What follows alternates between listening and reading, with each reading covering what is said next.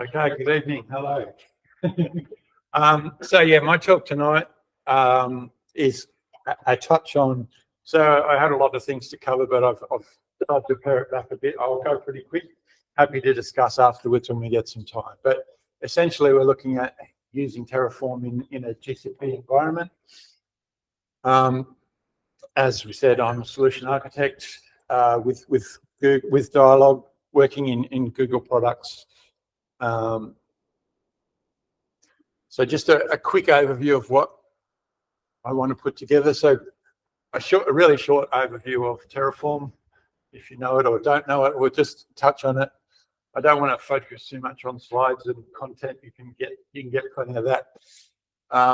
Some context on what I'm going to show you, and then we'll just dive into demo. And I've got some slides at the end if we want to go through those, if we get to them. But we'll probably take up the time doing demonstrations. So just a thought that was going through my head as I was putting this together. Back in the olden days, so the young people wouldn't know, but these are the kind of computers that I used to install. So big fridge unit with 8 processors in it, 4 886s. So yeah, this is probably 100 times more powerful than the big one in the middle. Not the biggest ones, but the expectation in those days was, 2 to 4 weeks to get a machine ready, install it, set everything up. So that the expectation of that time was that it's going to take that sort of time. Now with cloud computing, we can expect to have a machine running up in a very short period of time. What is Terraform? So if you know of the Google built a thing called Deployment Manager. So you can do configurations and deploy those using Google's code that they built for themselves. But there's an open source product called Terraform. And the advantage of that, it's infrastructure as code. So you can basically do a configuration and deploy that. So you get version control, you get repeatability, consistency, and it's a declarative. So instead of putting together a script which says, I want to build one of these, I want to add this, I want to do that, you basically define the configuration you want and then say go, and away it goes and builds it for you. So it's multi-cloud as well. So skills you learn in Terraform, you can apply to AWS, to Azure, to GCP, because they build a plug-in kind of provider. So you have one configuration of how you want to lay things out, and the solution providers make the connections to their environment. So you can take a configuration and run it across multiple environments. And you can use it to automate workflows and the like. So a simple demonstration. Let's build something. So I thought, what am I going to build? So this is the solution I'm going to put together tonight. So we've got a global load balancer. The idea being, web front ends with a back end. So we've got a global load balancer, firewalls to protect your two servers in Australia, 2 servers in the US, firewalls to protect those. I put a storage bucket just to represent a back end, but essentially you would have front ends with your back end servers in the back. I've also got a bench testing server in Australia and a bench testing server in the US. Small configuration for us to play with. So, question for you is, do you think it's going to take 4 minutes, 7.5 minutes, or 9 minutes? That's something for you to think about, and think about what you would have to do in order to build that. So with that, let's. So I'm going to launch into it, and then I'm going to backtrack over what's there so we can have a look at it. So forget the windows that make sense and make sure that we can see them. If that's big enough. Actually, I want to put that over there so I can still get to it. So I'm in a directory on my machine. I've set up a configuration so that I've got permissions to execute on a GCP cloud. I have a project set up. Got 2 projects set up, but I'll go with this one. So And Terraform 2 are the two projects. And you see I've got nothing installed, so there's no VMs, there's nothing, no network set up, nothing up this sleeve. So that's a clean, fresh environment, yet to have anything run. So I have a configuration file. So this main.config, if I could spell.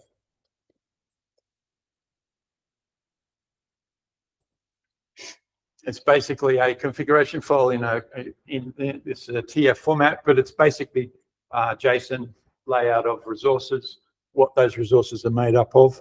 And I'll go through a bit of that again, but essentially with Terraform, and you'll see me do make commands, but I'm just using make to run Terraform. So the command is terraform init, which if you were setting up, you would establish terraform init to establish the configuration parameters that you want for that environment. It creates some config files in the directory that you're running this from.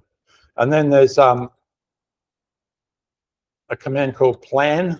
So make plan is like a test of the environment to see what it's going to build and whether you get any errors. If there's an error, it's going to give an error message and tell you that you've got a problem there. If I do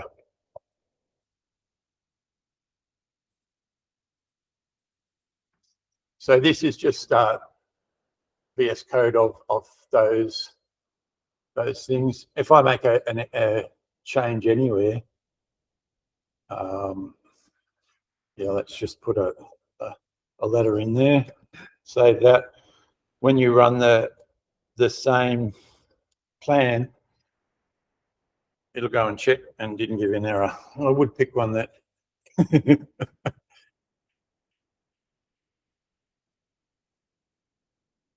wasn't a very clever thing there.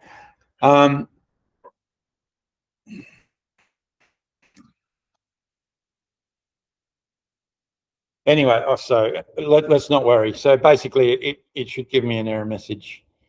And then you can backtrack your error messages. You know, the usual thing. You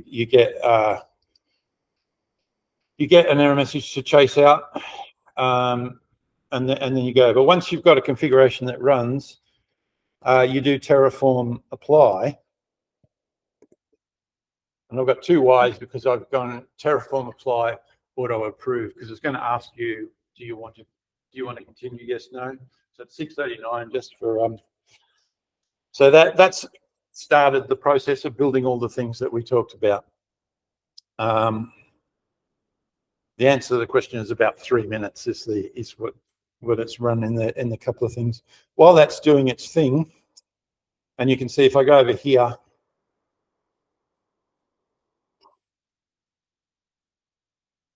it's built the two, so they're the two A/B testing servers. On the side of that, I have the second project, which I talked about. So the question I want to, so is it worth understanding and figuring out how to build those environments? Yes, it is. What you can do, Google's does a great job of providing documentation, but you know, best practices already in a configuration file. So you can go and look up, I want a Terraform of this type, and you can get a configuration file and then just make modifications to it. Or in the vein of our AI side, you can so this is Google AI Studio, which is running the AI. You can ask it, so create a Terraform config. I want a server in the US. I want a private network. I want, you know, basically just lay that out, and it creates the Terraform configuration for you. So that project 2 that I showed you is actually that code run, and I just copied and pasted this in, which built the project. So the Terraform 2 has a running project, has a server set up. in that, and a closed private network. But if you come back to here, you can see now it's created all those, and it says complete 13 devices or 13 resources created. So it's created all those, but whether it's actually, it still has to do the work to set up the load balancer. So if we go back to this project, you'll see we should now have all the servers. If I do a refresh, so we've now got 2 servers in the US, 2 servers in Australia, and the original 2 that we were looking at. If I go to our load balancer config, so the idea being that we've got that in a configuration, we can save that as in GitHub or wherever you like. So you've got version control management of it. So it's created the load balancer. It's created health check runs to those. You can see we've got 2 back-end resources, and they've got 2 servers each in them. So all of those things have been created. Takes a couple of minutes for that to fire up. And I assigned it a domain name. Well, I have a test domain that I used. It's still thinking about it. While it's doing its thinking, just going to create.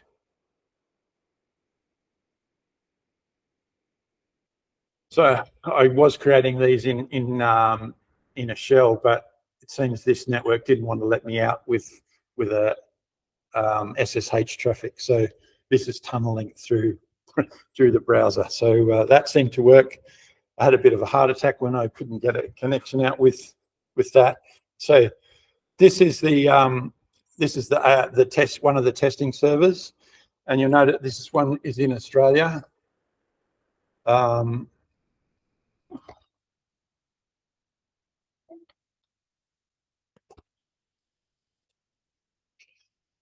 Yes, it gets there. So let me just grab. So our servers are up and running, and that's gone through the load balancer to get to there. I'll just go to here and grab this.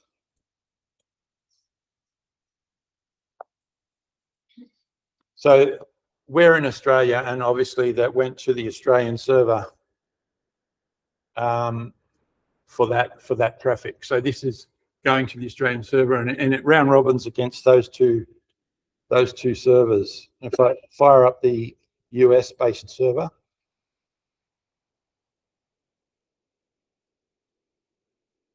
sorry, this is a bit slow, but because it creates all the resources from scratch, I couldn't pre-build them. So I thought about leaving these testing servers live, but I thought it was good to create the whole set in one go. Yes, let us in.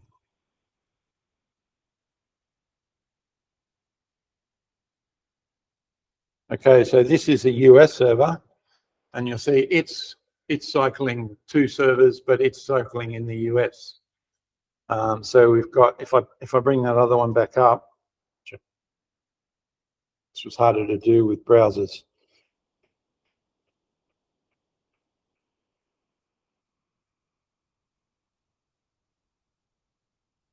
Where's the other one? No. There it is. So what I wanted to show, both of those together, so we can see one's in the US, one's in Australia. Now this is not a function of Terraform. What I wanted to show was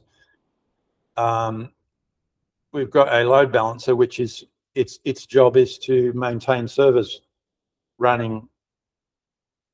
That would be.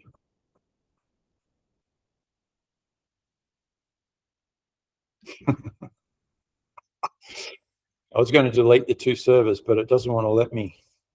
It's oh God.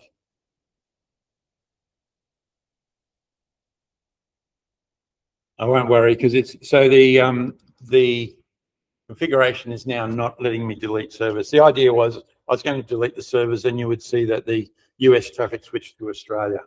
But for some reason, and it's probably I don't know if it's to do with these browsers, because I couldn't do it the way I was doing it in the office, but it won't let me delete it. But that's the load balancer. So the load balancer would create 2 new servers. What I was going to also show is that if I switch to the other project, because it's not attached to the load balancer, this has a configuration set up. What I wanted to do was show that if we delete a server or delete anything from our configuration, so our firewalls, our whatever that happens to be, if I delete the server from here, the thing that Terraform can do is when you do that, apply the plan, it goes and compares all the resources it's got in the network with what it's got in the configuration and rebuilds whatever it didn't have. So deleting a server, deleting network, you can put it all back together with just the click of Terraform apply, which is terribly useful. A, to keep you consistent. B, that to have a repeatable. If you have a network problem, or if you have a problem with a deployment you do, you can backtrack to the previous deployment. So that is deleting the server now, and we can then apply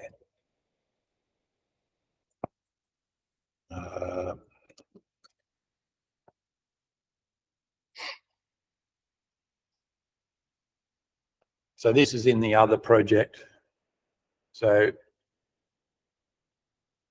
it has one thing to reapply, which is that the fact that the server is missing. Also, I didn't mention, so with the plan, you can create a configuration as an output. So you can do Terraform plan minus output equals blah. That file could then be executed.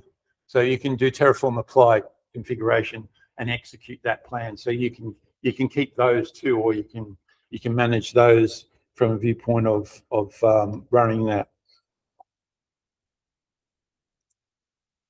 And if I don't do the minus yes, it's going to ask me. So it goes through and it says, I'm going to make this change. Do you want to go yes? You have to provide a yes for it to go through that process.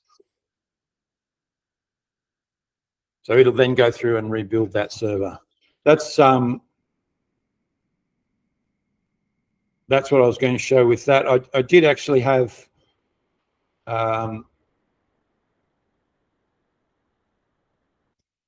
looking at the load balancer. So you can see here that the traffic from the two continents is flowing into the load balancer, and it comes out back to the two back ends. What with the delete of the US one, you're going to get an orange line or a different colored line showing traffic from the US coming to the Australian server as well. But it's not playing nice, so I won't worry about that.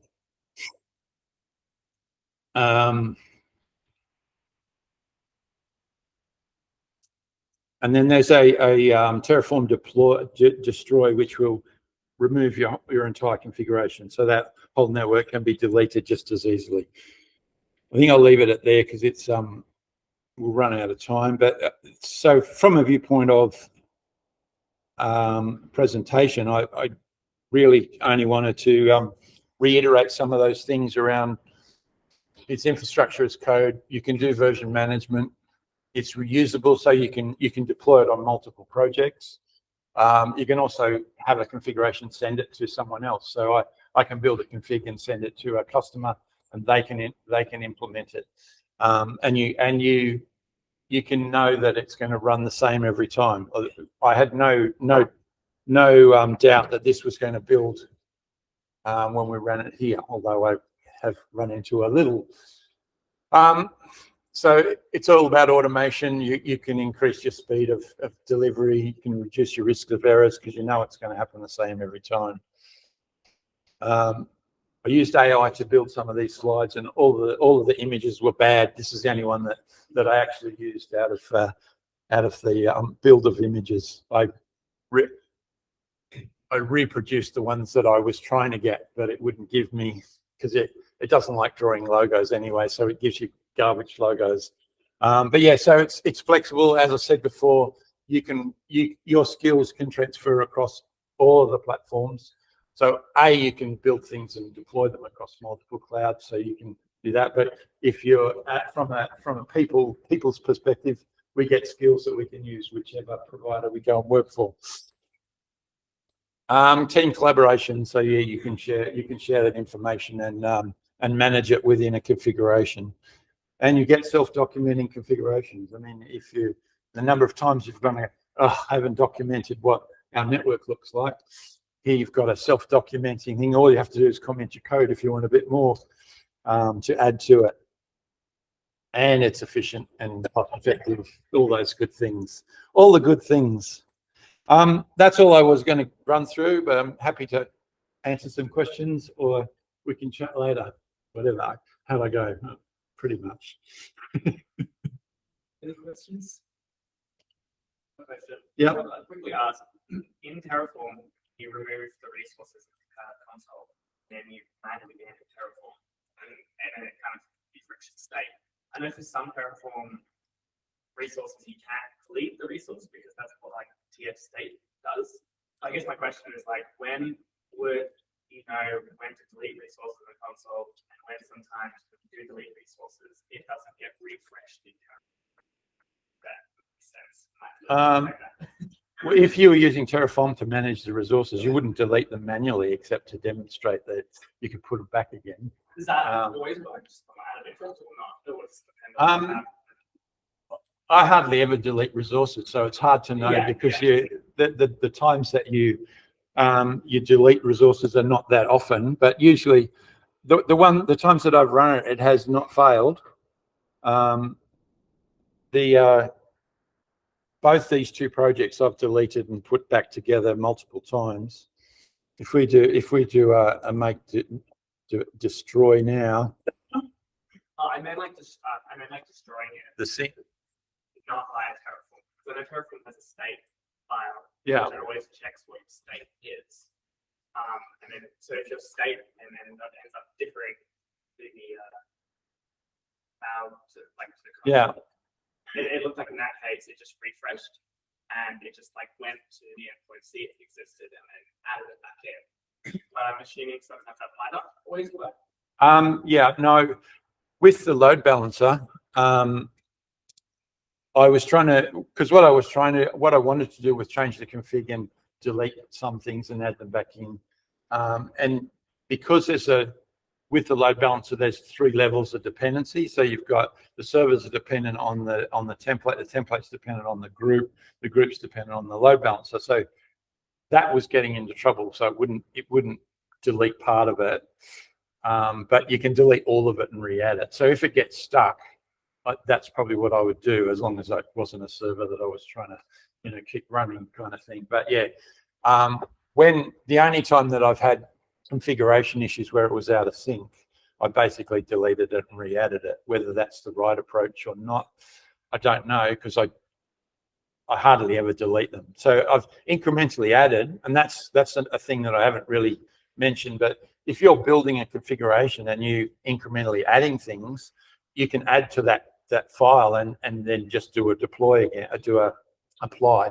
And that's really nice because you go, okay, let's put the first server up, let's test that, let's do this network, let's add this in, and you can just add to that file, or you can have multiple files, but and it just builds that configuration up as you're building it, and you end up with that documented list of all the processes that you've got.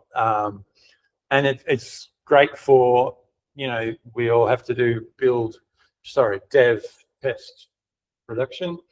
It's just so simple to go 3 versions of that config with the slight tweaks that make for the different environments. It's the nicest way to manage that configuration build of different environments. But yeah, that's pretty much where it is. So that it's nearly deleted everything. It's about, when I was timing it was about 2.5 minutes to delete it, and it was 3 minutes to build it. And then, so 3 minutes to build it, and then there's probably 90 seconds for the load balance to get everything up and running. So I had live stuff in 5 minutes was where I got to in testing for this. Any other questions? Yep. Yeah, my question is also related to chip state. So when you have development environment and production environment, you have creation in dev folder and then production folder, and then if you run Terraform and apply in this folder, will that create like different chip states? Is that how you? Yeah. So in that directory, they is the files that you're using to manage that.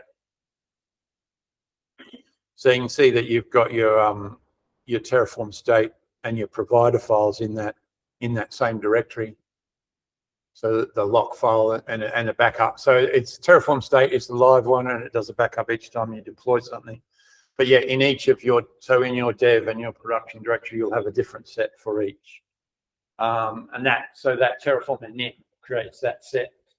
So out of those files, the one that you wrote is the main. Yeah. The rest are generated by Terraform.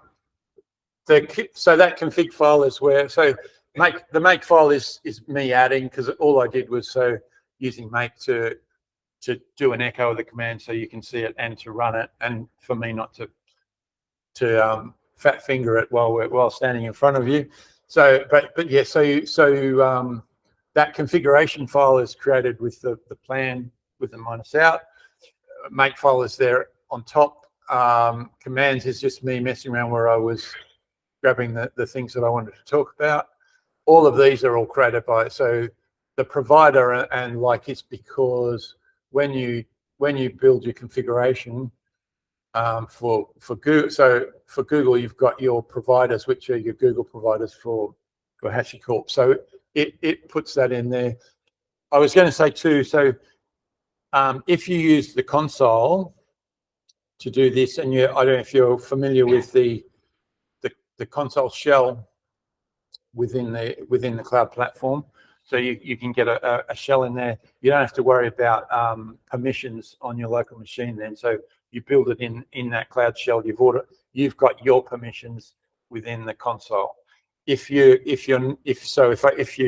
Terraform's automatically installed there as well. So if you do it on your local machine, you have to install Terraform, and you have to get a configuration. If I go to IAM, so basically creating a service account and giving it permissions to do. So you can see here, Terraform has permissions. So it's got compute admin, it's a service agent. It's got network admin, security admin, and it's a service account user. And because I did storage bucket, storage admin as well. And it doesn't have to be admin, but that was nice and easy to do. But yeah, so go with least permissions and add the permissions you need to run from your service account up. You need to take the key from the service account and put it in your local machine with a variable name to point to that, so that you've got, and then it's running. So when you run it on the local machine, it's running with the permissions that are given to that Terraform account. Does that cover everything? Yeah. Sorry, Eric. I think your screen sharing has stopped. Can you share your screen? Oh, oh no. That's okay.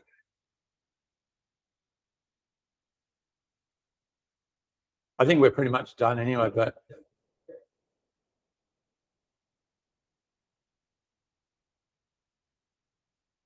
Come on. Why doesn't it want to pick the screen?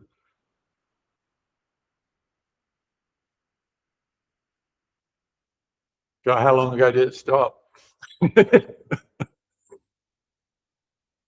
Sorry, you had a question at the back. Yeah, I have one question. What happens if I use Terraform to deploy first of the third one? So when I will edit the console. So someone edits it manually outside of it. So when will you edit the console after adding all? Yeah, the edits or the changes will stay in place unless you run Terraform again. So you can make changes after you've deployed it. If you're wanting to keep managing with Terraform, you'd have to backfill those changes into your Terraform file and then sync them up. But if you're just wanting to then carry on and use the configuration and make changes, that'll be fine unless you run Terraform again. If you run Terraform again, it'll put it back the way its configuration is. So if you make changes and you don't deploy those back to the Terraform config, if you run Terraform apply, it will do that. It'll apply the changes. If they're resources that are outside of the configuration, they'll stay there. So like if you add another server that's not in the config, it won't delete that server. But if it's a server that is deployed and then you make changes to it, if you don't backfill that, it's going to put it back to the way it was. It's not an official product, but there's in GitHub I noticed there was a project where they basically read your existing configuration into Terraform. So I haven't had a chance to play with it. I found it while I was doing this, but basically I think that'll be a useful thing, is that so you can go and interrogate all your environment and create a Terraform config from it, which would be good for deploying, redeploying stuff, and for backfilling and documenting your solution. But yeah, I haven't tested it, but it's not an official Google product. It's someone's built it, but it seems it had a lot of downloads. So that's about me. Yeah, one more. You're right. No, sorry about it. Last one. We were talking about creating infrastructure and adding servers. But if I want to use let me use Terraform. Was it blunt? Sorry. So if I have an application, so let's say I have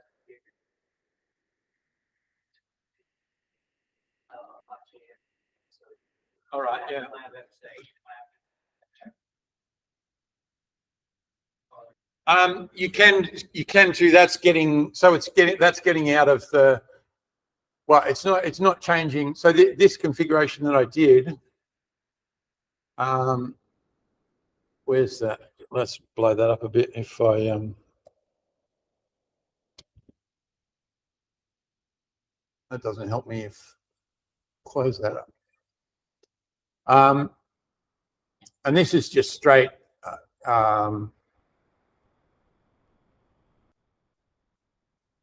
where is it? So you can see here the metadata. So within GCP, you've got a startup script. So when you build a VM, you can say this is the startup script for the VM. So in here, I've got the code in line as text. So I'm doing a bin bash sudo update install Apache install, and then I'm writing a text string, which is that text you were seeing. So page served by, so that's just HTML, which I've fed into the index file.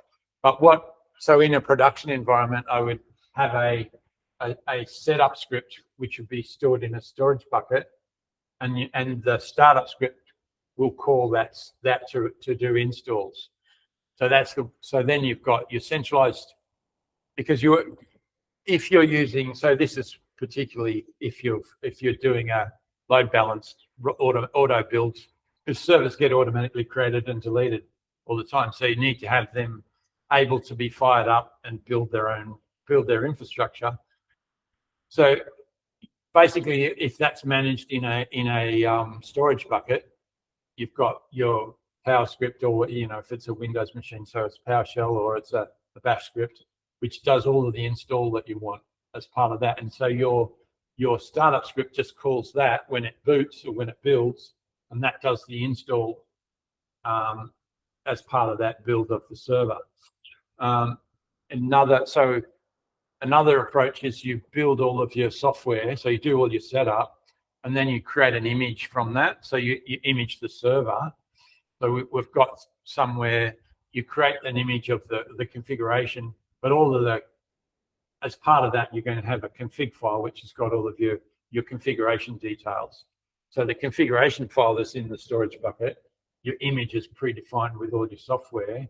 So basically it's build me a server with this image and then apply the configuration file, which gives you all of the variables. So because that way it takes all that build process out of the loop. So you build it first. The only thing with that is that you've got to, if you make design changes, or you've got to deploy a new template, which isn't a problem. But I've been on sites where I've had 50 templates because they don't want to delete an old one, even though they're never going to go back 3 versions there. But you want to keep the last version or the last 2. But yeah, so that way your build is consistent, and you just have that quick. It's pretty instant to go build the server, download the config, you're away. With the Windows environment, I've had trouble with the security side of because you build a new server and it wants to hang on to its old configuration of, so it says this is a bogus server and it won't let it into the network. So that's been a fun game, but that's probably because I was doing it wrong. But I don't know. Yeah, that's me.